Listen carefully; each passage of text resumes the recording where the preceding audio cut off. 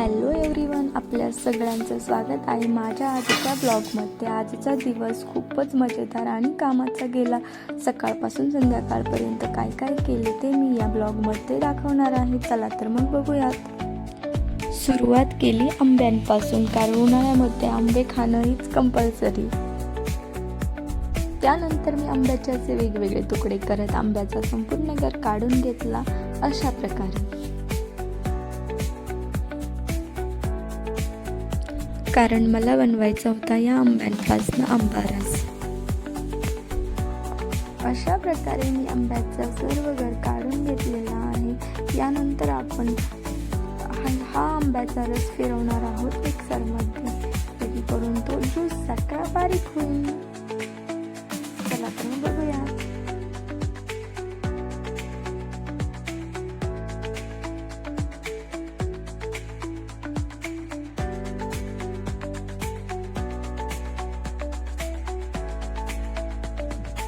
अशा प्रकारे मी सर्व आंब्याचा रस हा मिक्सरमध्ये बारीक करून फिरवून घेतला। त्यानंतर मी फक्त त्यामध्ये थोडीशी साखर मिक्स केली।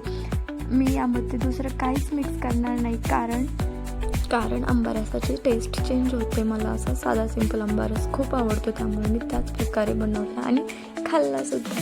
त्यानंतर दारात आली होती सुंदर अशी फुले आणि कळ्या। त्यानंतर पिल्लू माझ्याकडे बघत होती आणि नंतर मी पापडासाठी पीठ घेतलं, जेणेकरून मी त्याच्या लाट्या करेल। मी थोडं पीठ अशा प्रकारे घेत होते आणि त्याच्या बनवत होते लाट्या। मला पापड लाटायचा खूप कंटाळा होता, त्यामुळे मी बनवत होते लाट्या आणि मम्मी लाटत होती पापड।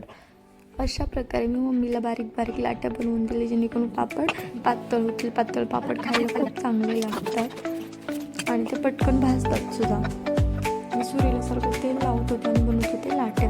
त्यानंतर बनवायची होती बिर्याणी, त्यासाठी मी मसाला करून घेतला आणि नंतर पाण्याला उकळी येईपर्यंत पाणी ठेवलं। त्यानंतर त्याच्यामध्ये राईस तांदूळ टाकले आणि ते मी अशा प्रकारे हलवत होते, जेणेकरून ते कचाटल्यावर स्थिर राहायला नको।